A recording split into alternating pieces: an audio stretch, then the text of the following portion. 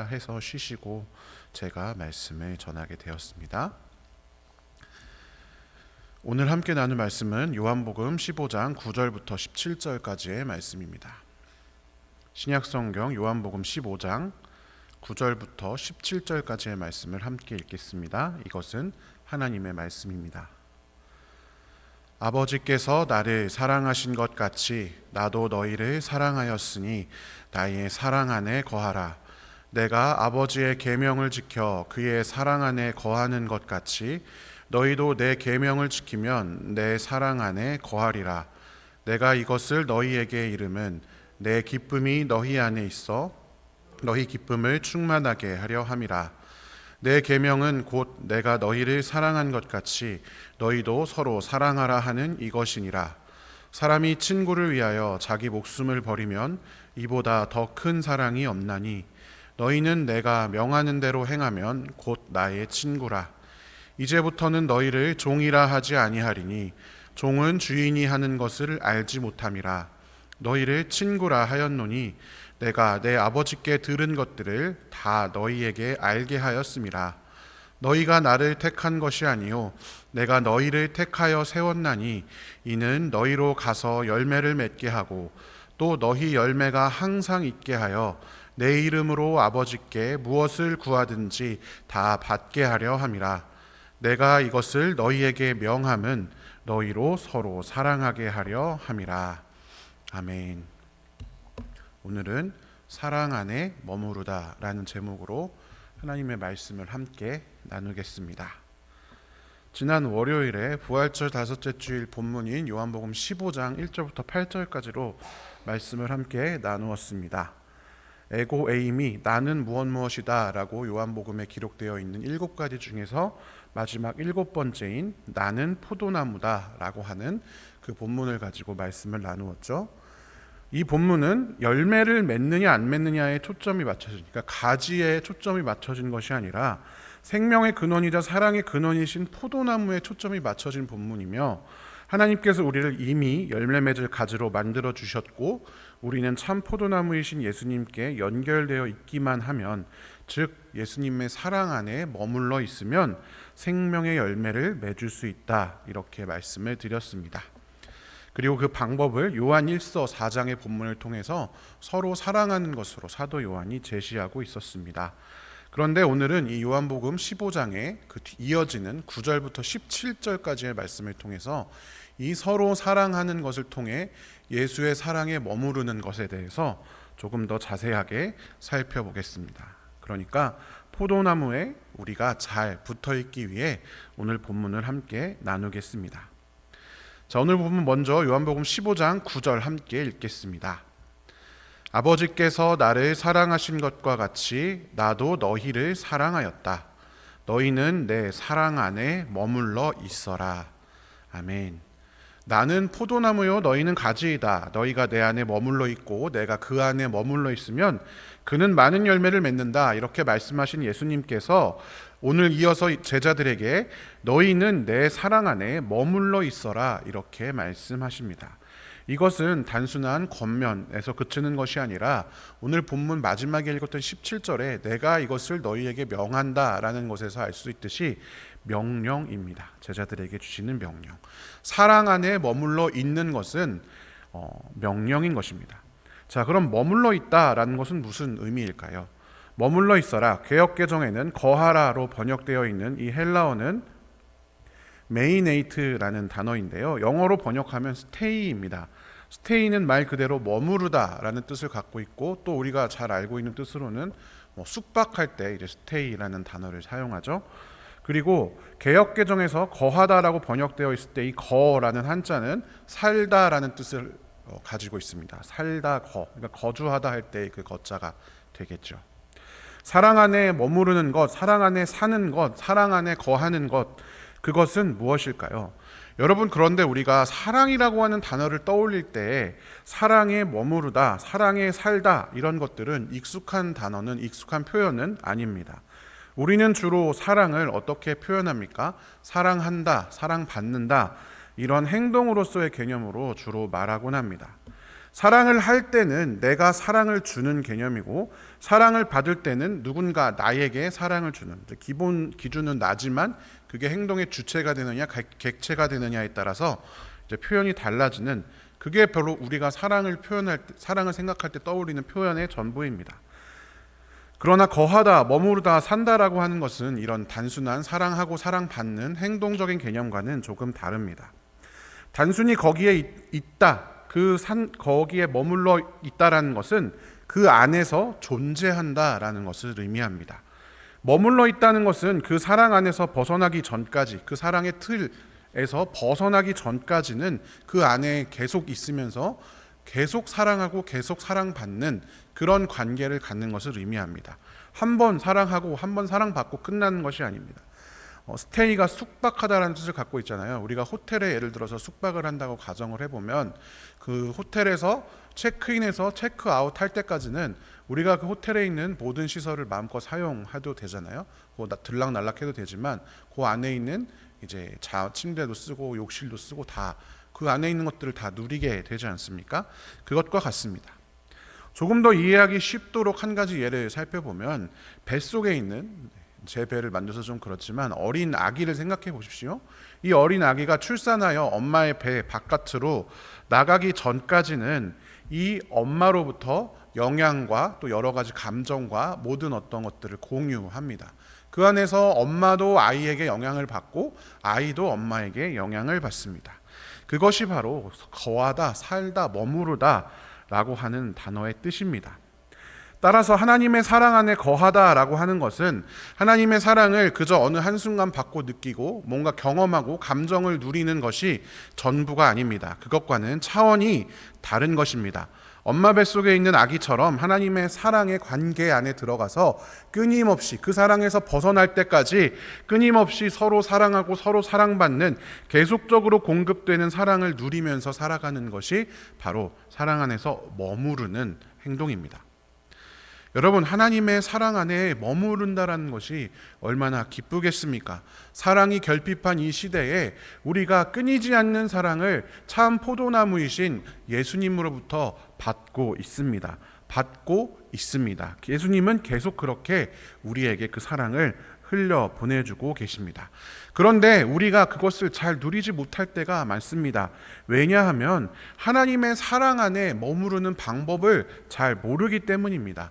그 중에 아주 일부만 우리가 느끼고 살아가는 것 같습니다. 어렴풋이는 우리도 다 아는 것 같은데 정확히 어떻게 해야 할지, 그것이 왜 우리에게 사랑을 주는지 알지 못합니다. 그런데 오늘 본문에서는 아주 분명하게 사랑 안에 머무르는 방법에 대해서 소개하고 있습니다. 본문의 10절을 같이 한번 읽어보겠습니다. 너희가 내 계명을 지키면 내 사랑 안에 머물러 있을 것이다. 그것은 마치 내가 내 아버지의 계명을 지켜서 그 사랑 안에 머물러 있는 것과 같다. 아멘. 예수님께서 이렇게 말씀하십니다. 너희가 내 계명을 지키면 내 사랑 안에 머무를 수 있다. 아주 간단합니다. 그런데 여러분, 계명을 지키려면 이제 또 그 계명이 무엇인지를 알아야 합니다. 여기서 계명은 십계명이나 레위기 율법을 의미하는 것은 아닙니다. 그런데 힌트가 하나 있습니다. 밑에 보면 예수님이 아버지의 계명을 지키셔서 그 사랑 안에 머물러 있다라고 예시를 먼저 들어주셨습니다. 아버지의 명령에 순종하셔서 하나님과 예수님은 끊임없는 사랑의 관계, 삼위일체의 관계 안에 들어가 계십니다. 그것처럼 너희도 순종하여라 라고 말씀하고 계신 것이죠. 그러면 그 순종, 뭐에 순종해야 할까요? 이어지는 15장 11절 12절을 같이 한번 읽어보겠습니다. 내가 너희에게 이러한 말을 한 것은 내 기쁨이 너희 안에 있게 하고 또 너희의 기쁨이 넘치게 하려는 것이다. 내 계명은 이것이다. 내가 너희를 사랑한 것과 같이 너희도 서로 사랑하여라. 예수님의 계명은 이것이다라고 예수님께서 단도직입적으로 말씀하셨습니다. 그것은 무엇입니까? 너희도 서로 사랑하여라 라고 하는 것입니다. 그렇다면 이제 정리해 보겠습니다. 하나님의 사랑 안에 거하려면, 머무르려면 어떻게 해야 합니까? 바로 예수님의 계명을 지켜야 합니다. 그리고 그 예수님의 계명은 무엇입니까? 서로 사랑하라 라는 것입니다. 그러니까 이것을 종합해 보면 우리가 서로 사랑할 때 하나님의 사랑 안에 머무르게 된다라는 것을 의미합니다. 자, 그럼 서로 사랑한다라는 것은 무엇일까요? 오늘 본문 방금 읽었던 15장 12절에 예수님께서 내가 너희를 사랑한 것과 같이 서로 사랑하여라 라고 우리에게 명령하고 계십니다. 이것은 단순히 내가 너희를 사랑했으니까 너희도 나를 본받아서 서로 사랑하라, 이런 어떤 비유적인 표현이라기보다 정말 예수님께서 우리를 사랑하신 것과 같은 방식으로 우리가 서로 사랑하는 것이 예수님께서 명령하시는 계명이다라는 것을 의미합니다. 예수님께서 우리를 사랑하신 것은 그럼 무엇입니까? 오늘 본문 이어지는 13절 10부터 15절까지를 같이 한번 읽어보겠습니다. 사람이 자기 친구를 위하여 자기 목숨을 내놓는 것보다 더 큰 사랑은 없다. 내가 너희에게 명한 것을 너희가 행하면 너희는 나의 친구이다. 이제부터는 내가 너희를 종이라고 부르지 않겠다. 종은 그의 주인이 무엇을 하는지를 알지 못한다. 나는 너희를 친구라고 불렀다. 내가 아버지에게서 들은 모든 것을 너희에게 알려주었기 때문이다. 아멘. 여기에 보면 15절에 나는 너희를 친구라고 불렀다라고 과거 형태로 분명히 쓰어져 있습니다. 너희를 친구라고 부르겠다가 아니라 나는 이미 너희를 친구로 불렀다. 왜냐? 종은 주인이 하는 일이 무슨 의미인지 하나도 알지 못하는데 너희는 내 친구이기 때문에 우리 아버지께서 하시는 일이 무슨 의미인지 내가 다 너희에게 알려줬다.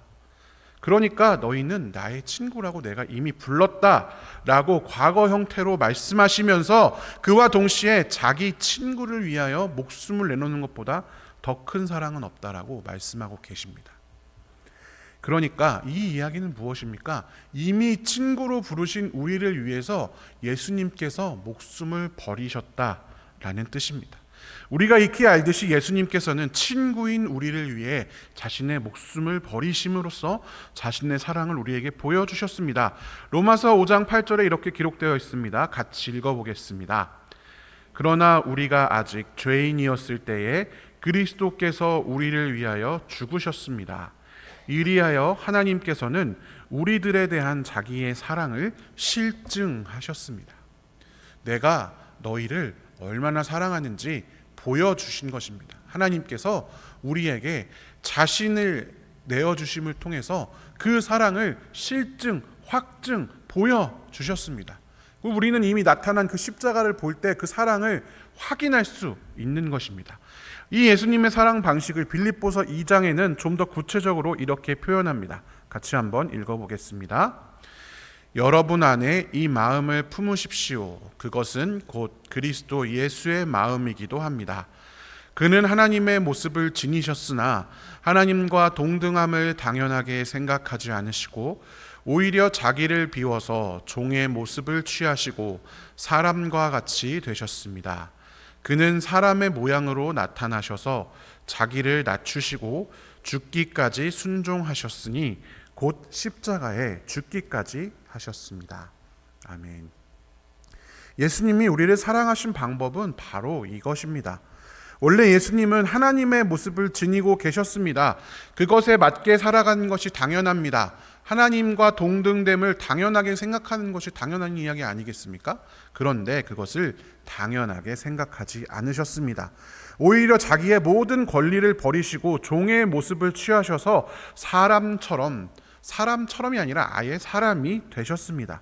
사람의 모양으로 나타나셔서 자기를 낮추셨을 뿐만 아니라 그 사람 중에서 가장 비천한 사람만 맞이하는 십자가의 죽음을 맞이하셨습니다. 바로 친구인 우리를 위해서입니다. 친구를 위해 자신의 목숨을 버리는 것이 그래서 예수님께서는 가장 큰 사랑이다라고 말씀하셨습니다. 그것은 바로 예수의 마음을 품는 것입니다. 세상에서 말하는 마땅한 대우를 취하지 않고 당연하게 여기지 않고 자신을 낮추고 서로를 위해서 자신을 내어주는 것, 그것이 바로 예수님께서 우리를 사랑하신 것과 같이 우리가 서로 사랑하는 방법입니다. 목숨을 내어주는 그것이 가장 좋겠지만 그만큼 그 뒤에 더 중요한 것은 예수의 마음을 품고 서로 사랑하는 것입니다. 그것이 일어났던 것이 바로 초대교회입니다. 사도행전 2장에 보면 초대교회의 모습을 이렇게 묘사합니다. 믿는 사람이 모두 함께 지내며 모든 것을 공동으로 소유하고 재산과 소유물을 팔아 필요한 대로 나누어 주고 날마다 한 마음으로 성전에 모이고 집집이 돌아가면서 빵을 떼고 순전한 마음으로 기쁘게 음식을 먹고 하나님을 찬양하는 것이 초대교회의 모습이었습니다. 여러분, 그런데 당시는 어떤 시대입니까? 로마 식민지 시대 아니겠습니까? 빈부격차가 있고 인종격차가 있고 심지어 넘어설 수 없는 신분의 격차가 존재하던 시기였습니다. 그런데 가르고 차별하는 게 일상. 그래서 우리가 많이 살펴봤지만 예수님 시대에 이미 갈릴리 사람들을 배척하고 이방인을 배척하고 유대인들 안에서는 그게 익숙합니다. 로마인들은 로마 시민과 시민이 아닌 사람을 배척하는 게 익숙한 시기, 그게 일상이었던 그 시기에 바로 모두가 함께 지내며 서로가 자신의 것을 주장하지 않고 함께 소유하며 날마다 함께 모이는 것. 형편과 상관없이 형편이 허락하는 대로 집집이 돌아가면서 먹고, 내가 부자인데 가난한 집에 가서 밥을 먹어도 왜 이 땅을 먹고 있어? 이렇게 이야기하는 것이 아니라 기쁨으로 순전한 마음으로 함께 먹고, 내가 가난해도 부잣집에 가서 나누어 먹을 때 부럽다, 나도 저렇게 살았으면, 그게 아니라 온전한 순전한 마음으로 함께 음식을 나누어 먹는 것. 많이 먹든 적게 먹든 맛이 있든 없든 부잣집이든 가난한 집이든 함께 아무 상관없이 기쁘게 음식을 먹고 하나님을 찬양하는 것, 여러분 지금 생각해도 어려운 일 아니겠습니까? 내가 만약 그런 부자나 가난한 사람이다 라고 했을 때 그런 이상한 마음을 먹지 않을 수가 있겠습니까? 세상에서는 할 수 없는 일입니다. 말 그대로 예수의 마음을 서로 품었기 때문에 가능했던 일이었습니다. 가지에 내가 열매를 맺어야지 하는 그런 의가 아니라 말 그대로 예수님께 머물러 있기 위해서, 예수님의 사랑을 누리기 위해서 그 계명을 순종하고 지키는 삶을 살았던 초대교회에 일어났던 일입니다. 여러분, 지금 이 시대는 어떻습니까? 저를 포함해서 여기 모인 모든 분들은 다 경쟁 사회 가운데 살고 있습니다. 더 높이, 더 먼저 올라가야만, 더 많이 얻어야만 살아남는 보이지 않는 전쟁이 매일같이 벌어집니다. 그게 아주 작은 거라도, 관계에서라도 뭔가 하나라도 내가 좀 더 우위의 선거를 찾기 위해서 애쓰는 것이 저와 여러분의 모습입니다. 그 와중에서 우리가 획득한 것들, 돈이라든지 명예라든지 권력이라든지 집이라든지 다 그거는 내가 이렇게 열심히 산 나의 결과물, 내 노획물, 포획물로 내 삶에 남겨집니다.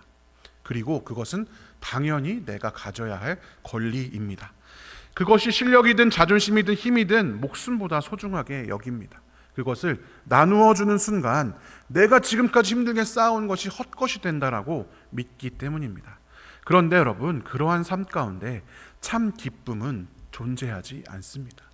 더 많이 가진 누군가가 항상 우리 눈앞에 존재하기 때문입니다.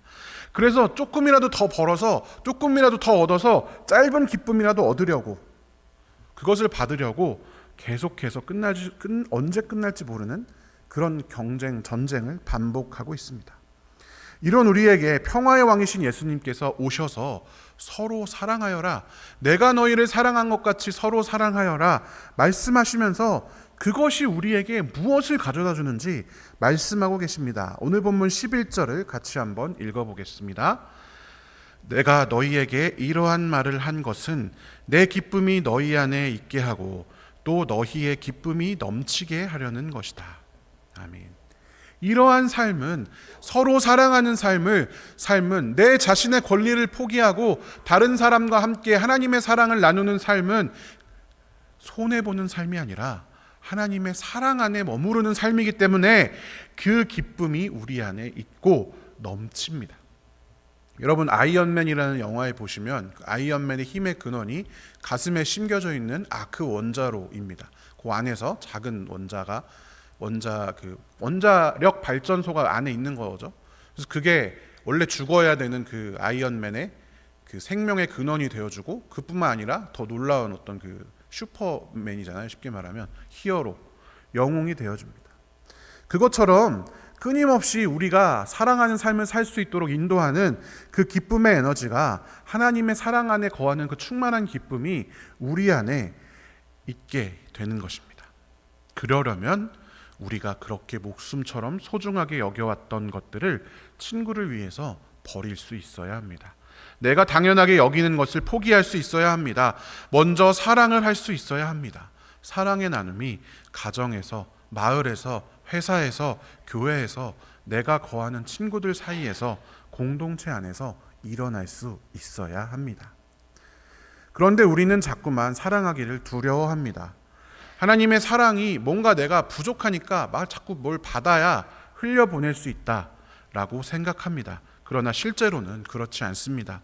사르밧 과부가 엘리야를 통한 하나님의 말씀을 순종하여서 마지막 남은 기름병과 가루까지 다 털털 털어서 엘리야 선지자에게 주었을 때 하나님의 은혜가 임해서 그 기름병의 기름이 마르지 않고 가루가 계속 부어도 계속 생겨났습니다. 어린 소년이 자기가 가져온 작은 물고기 2마리와 보리떡 5개, 자기가 저라면 혼자 먹기에도 부족한 그 양을 다 같이 나누어 먹겠다고 내어놓았을 때 5,000명을 먹고 몇 광주리가 남는 기적이 일어난 것이 아니겠습니까? 우리가 이미 십자가의 능력으로 구원을 받았기 때문에 그리스도의 영이 우리 안에 계십니다. 제가 말씀드렸다시피 우리는 이미 가지치기가 된 가지이기 때문에 사랑을 하며 살아갈 수 있는 준비가 되어져 있습니다.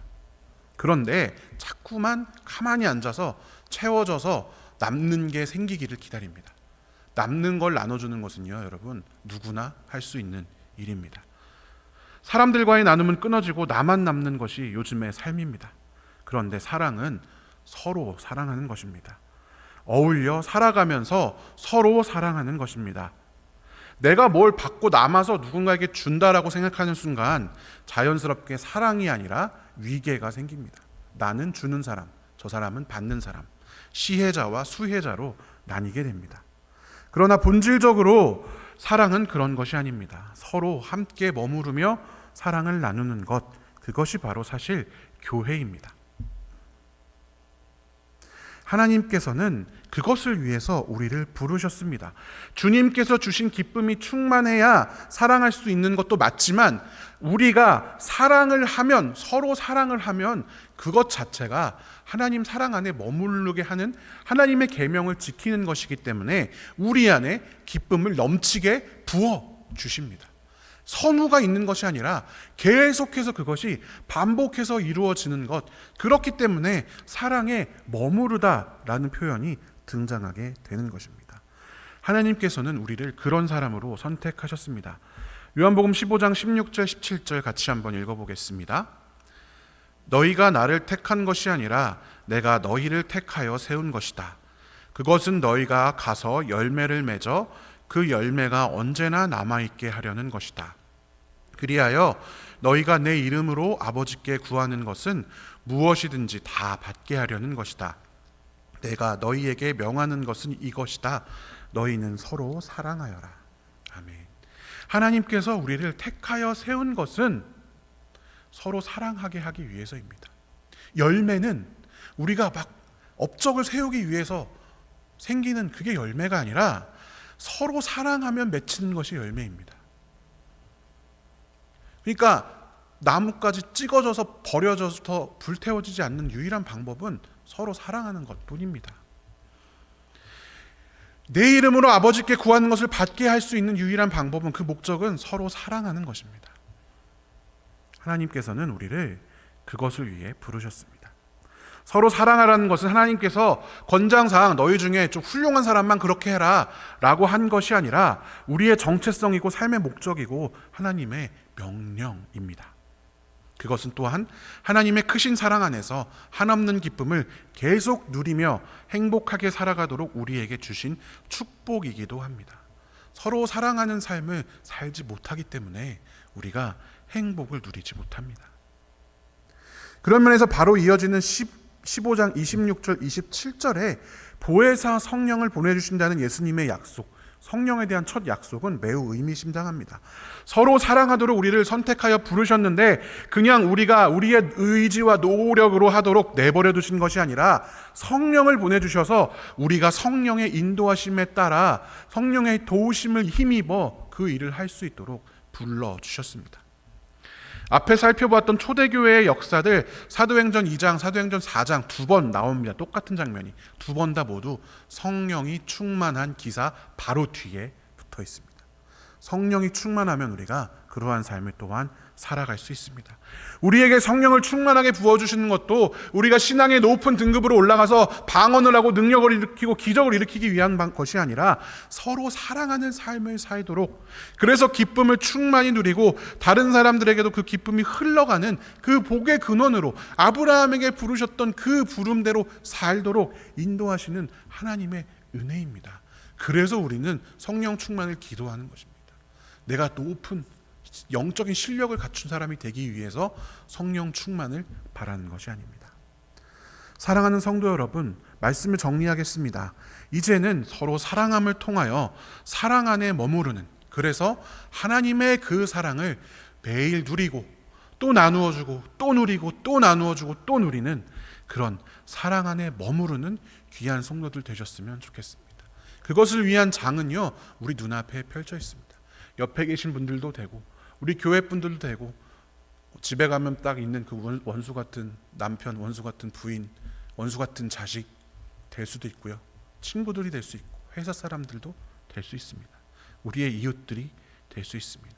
그런 사람들과 함께 사랑하는 삶을 사시기를 원합니다. 그리고 그를 통해서 하나님께서 우리에게 사랑을 부어주실 줄 믿습니다. 그 사랑이 우리 눈에 통하는 것처럼 보이지 않더라도, 내가 저렇게 사랑을 해도 쟤는 나한테 왜 저래? 그런다 하더라도, 여러분 예수님도 똑같아요. 내가 너희를 위해서 십자가에 달려서 목숨 버렸는데 니네는 도대체 왜 이래? 하실 법하지 않습니까? 그럼에도 불구하고 끊임없이 사랑하는 것이 예수님의 사랑이고, 또 우리가 그 사랑대로 또한 사랑하시기를 간절히 축원합니다. 함께 기도하겠습니다. 사랑의 하나님, 우리를 선택하셔서 친구로 부르시고 그 친구인 우리를 위해서 자신의 모든 것을, 심지어 생명까지도, 신된 능력까지도 포기하여 주시니 참으로 감사합니다. 사랑의 주님, 우리가 예수님께서 보여주신 그 사랑을 따라 서로 사랑하기 원합니다. 생각해보면 예수님처럼 우리의 목숨을 친구에게 내놓는 것이 너무 어려운 일입니다. 경쟁에서 승리하기 위해서, 무시당하지 않기 위해서, 생존하기 위해서 열심히 노력해서 얻은 것들, 목숨만큼 소중히 여겨왔던 것들, 그것을 이웃을 위해, 친구를 위해 내려놓는다는 것이 너무나 어렵습니다. 주님, 용기를 주시옵소서. 사랑할 수 있는 능력을 허락하여 주시옵소서. 성령을 충만하게 우리 가운데 부어 주시옵소서. 그리하여 우리가 하나님의 사랑 안에 오늘도 머무를 수 있도록, 내일도 머무를 수 있도록, 기쁨이 충만한 삶을 살아갈 수 있도록 우리와 동행하여 주시옵소서. 오늘 이 시간 기도하는 모든 제목들 주님께서 기쁘게 연락하실 줄 믿습니다. 예수 그리스도의 이름으로 간절히 기도드리옵나이다. 아멘.